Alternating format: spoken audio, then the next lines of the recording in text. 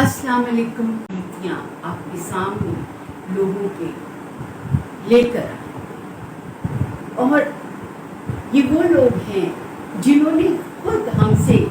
اس بات کا ذکر کیا. یہ باقاعدہ ان کی فائلز ہیں جو ہمارے پاس ان کی امانت ہیں اسٹوریز کی,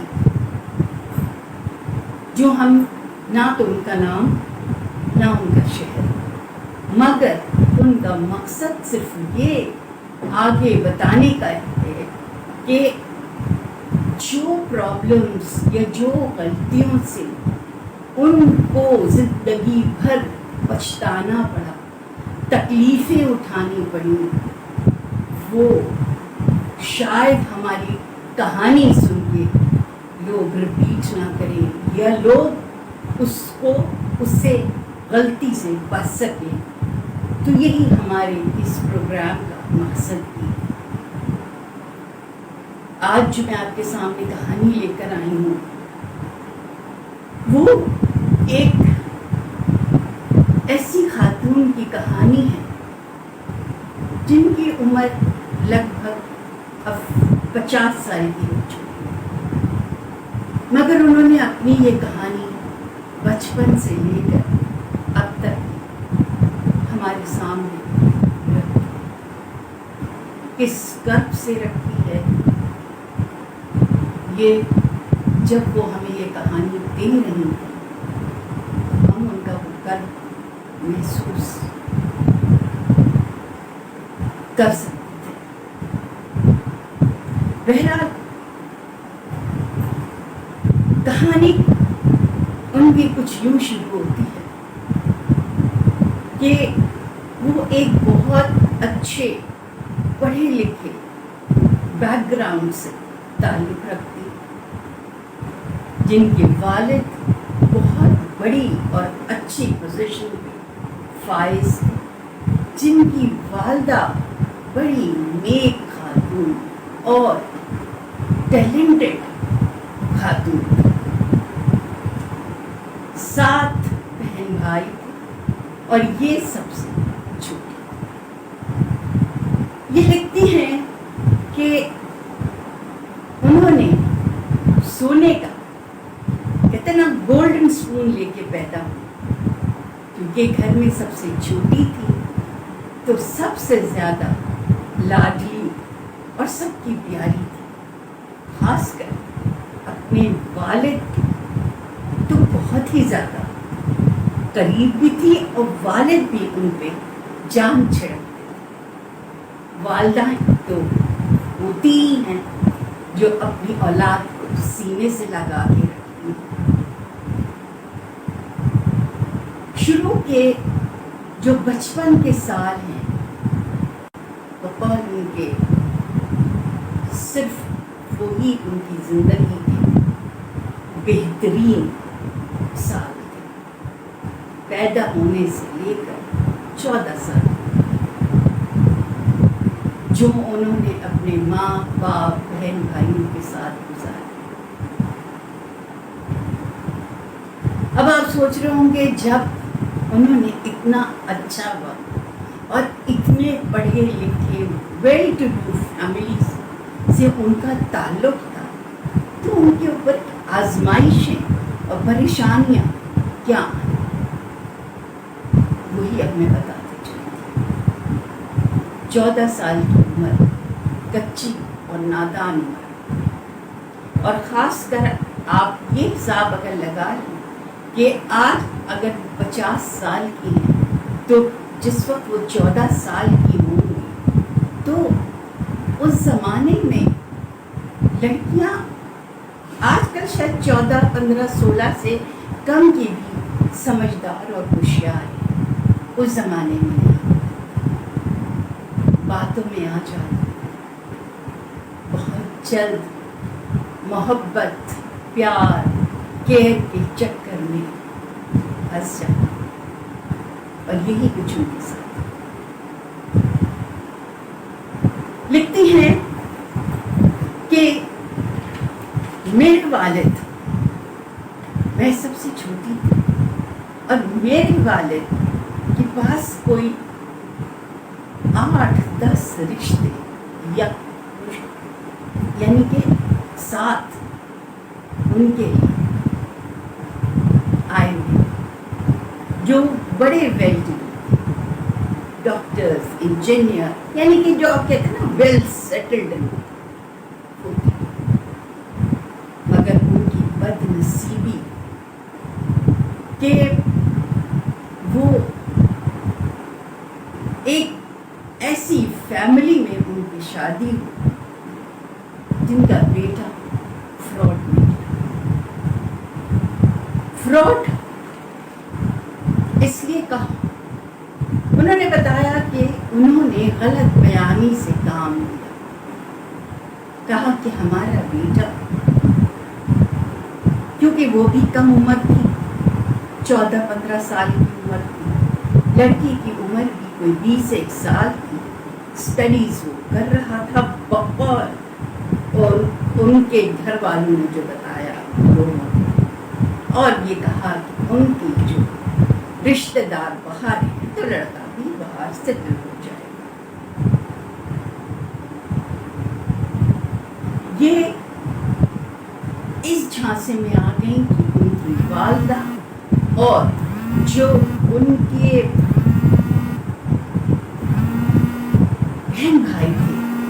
انہوں نے دیکھا وہ بڑے محبت میں ہیں، بڑے ایک دوسرے سے چاہت میں رہتے ہیں، یہ اس ریلیشنز کو دیکھ کے مرعوب ہو گئی، اور جو دوسرے رشتے تھے اپنے والد سے ان کو انکار کرنے کے بعد والد بہت دکھی ہوئے، کیونکہ والد دور اندیش تھا، انہیں اس رشتے میں اپنی بیٹی کا فیوچر بہت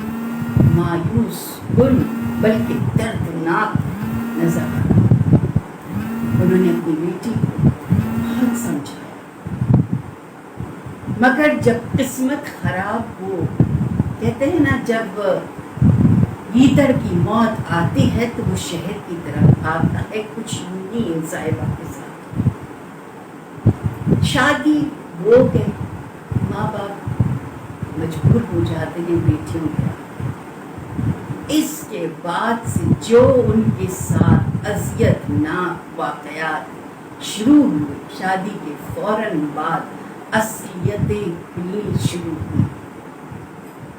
وہ لڑکا نہ پڑھا لکھا تھا، نہ کوئی وہ جا رہا تھا، نہ کہیں باہر سیٹل ہو رہا تھا، نہ کوئی بہن بھائی اس کو سپورٹ کر رہا تھا، اور سونے پہ سہاگا وہ انسان شرابی جواری تھا۔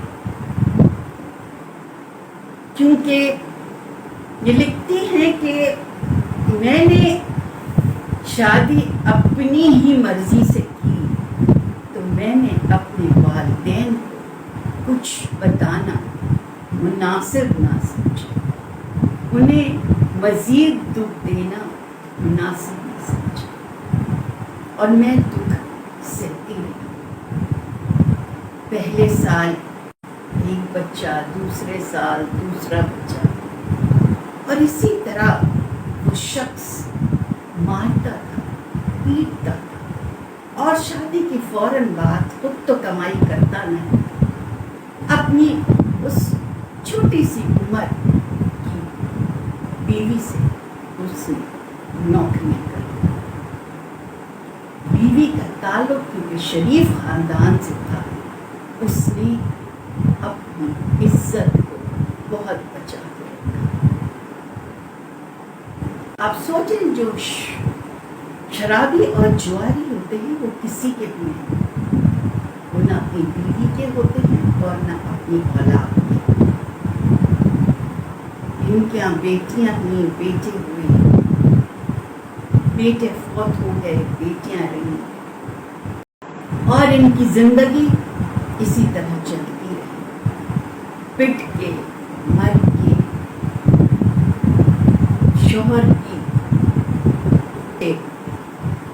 ان کو ظاہر جب نشے میں بندہ آئے گا یا جواری ہار کے آتا ہے تو اس کا سارا غصہ کس کو نکلتا، اس بیچاری عورت۔ اور انہوں نے جب یہ لکھا تو میرے آنکھوں میں آنسو آئے کہ ڈیورنگ پریگنینسی وہ اپنی بیوی کو لا کے مارتا، ان سے مارتا، مجبور ہو کے اس عورت نے خودکشی کی بھی کوشش کی۔ جب اس نے گولیاں کھانے لگی، جو کہ عموماً لوگ گولیاں کھا کے خودکشی کرنے کی کرتے ہیں، تو یہ لکھتی ہیں کہ جب میں گولیاں کھانے لگی اسی آدمی کے سامنے، تو انسٹیڈ انسان کوئی غلط کام کر رہا ہو، مرنے کی کوشش کر رہا ہو، آپ کیا سمجھتے ہیں؟ اسے روکنا چاہیے یا اسے مرنے دینا چاہیے؟ کہتی ہیں اس نے میرے منہ میں وہ گولیاں مزید ڈالی اور میں تقریباً مرنے جیسی۔ میری والدہ ڈیلی مجھے کال کرتی تھی میری خیریت پوچھنے، کیونکہ وہ لوگ لا علم تھے کہ میں کس اذیت سے دو چار ہوں۔ تو مجھے والدہ کی فون آیا، یہ شخص رات بھر سے وہ عورت جس کو اس نے گولیاں کھا کھلا کے مارنے بیٹھا رہا۔ کہتے ہیں نا ماں باپ کے دل کو اللہ کی طرف سے کچھ محسوس ہوتا ہے، تو وہی ہوا۔ ان کے والدین آئے، دیکھا تو اپنی بیٹی کو بستر مرگ اور اپنی بیٹی کو اپنے ساتھ لے کر اللہ کا احسان ہوا کہ وہ بچی کہہ دے، بچی میں اس لیے کہہ رہی ہوں کہ اس وقت تک جو وہ اپنی عمر بتا رہی ہیں، 2 بیٹیوں کے بعد 19 سال، اب وہ تیسری ٹائم ایکسپیکٹ کر رہے ہیں جس پہ ان کا یہ حال ہے۔ خدا کی قدرت کی تیسری بچی پیدا ہوئی کسی صورت، ماں باپ کے گھر سے پریشان ہوئی، ماں باپ نے جانے نہیں دیا، کیونکہ پھر تو راز کھل گیا، ہاتھ پیر جوڑ سسرال والے، اور جیسے مردوں کی سونے کی چڑیا تھی، کما کے وہ لاتی، شوہر کوئی آمدنی کا روپے ٹکے کا کچھ نہیں، یہ میں نے کیا کرا، اس نے اور اس کے گھر والوں نے بھی اس آدمی کا ساتھ، اور اس آدمی کے ساتھ دیکھ کر اس بچی کو واپس اس جہنم میں لے گئے، کیونکہ ابھی شاید اس کی زندگی کے مزید دکھ باقی تھے۔ اب یہ لکھتی ہیں کہ 19 سال کے بعد ان کے مزید یعنی ٹوٹل جو زندہ بچے تھے 4 چاروں بیٹیاں، اور وہ چاروں بیٹیاں ان کی صرف ماں کی کفالت سے ہی ہوئی، یا نانا نانی نے جو کوئی مدد کی اس سے، وہ انسان سدھرا نہیں۔ بس یہی انہوں نے ہمیں بتایا کہ میں یہ زندگی اپنی آج تک اپنی بیٹیوں کے لیے، جس سے میری بیٹیاں ذہنی طور اور ان کی زندگی اسی طرح چلتی رہی، پٹ کے مر کے شوہر کی ان کو ظاہر جب نشے میں بندہ آئے گا یا جواری ہار کے آتا ہے تو اس کا سارا غصہ کس کو نکلتا، اس بیچاری عورت۔ اور انہوں نے جب یہ لکھا تو میرے آنکھوں میں آنسو آئے کہ ڈیورنگ پریگنینسی وہ اپنی بیوی کو لا کے मार, उनसे मार। मजबूर होके इस औरत ने खुदकुशी की भी कोशिश। जब उसने गोलियां खाने लगी, जो कि अमूमन लोग गोलियां खा के खुदकुशी करने की करते हैं,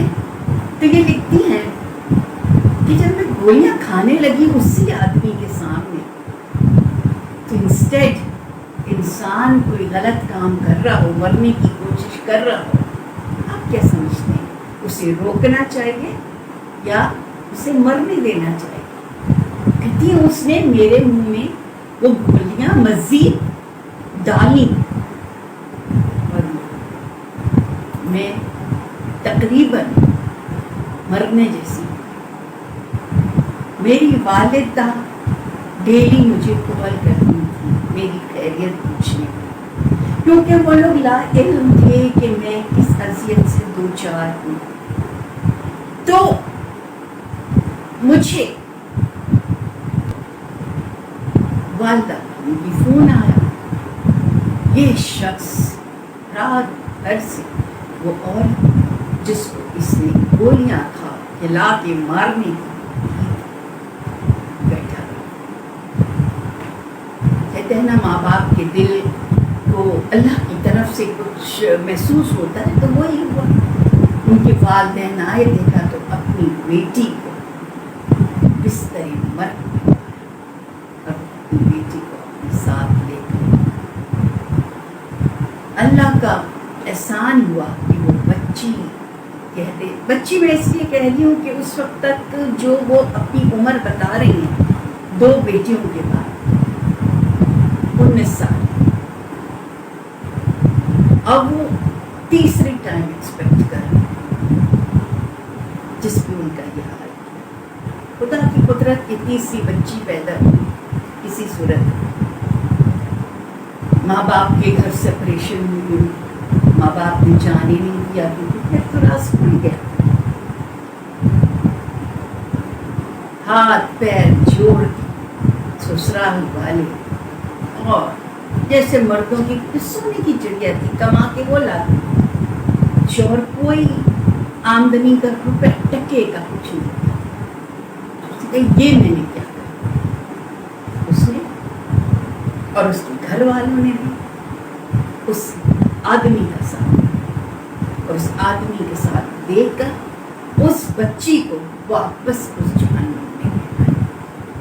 क्योंकि अभी शायद उसकी जिंदगी के मजीद दुख बाकी थे। अब ये लिखती हैं कि 19 साल के बाद उनके मजीद, यानी टोटल जो जिंदा बच्चे थे वो 4, चारों बेटियां, और वो चारों बेटियां उनकी सिर्फ माँ की कफालत से ही बनी, या नाना नानी ने जो कोई मदद की उससे। वो इंसान सुधरा नहीं। बस यही उन्होंने हमें बताया कि मैं ये जिंदगी अपनी आज तक अपनी बेटियों के लिए, जिससे मेरी बेटियां ज़हनी तौर पर ये सारे माहौल में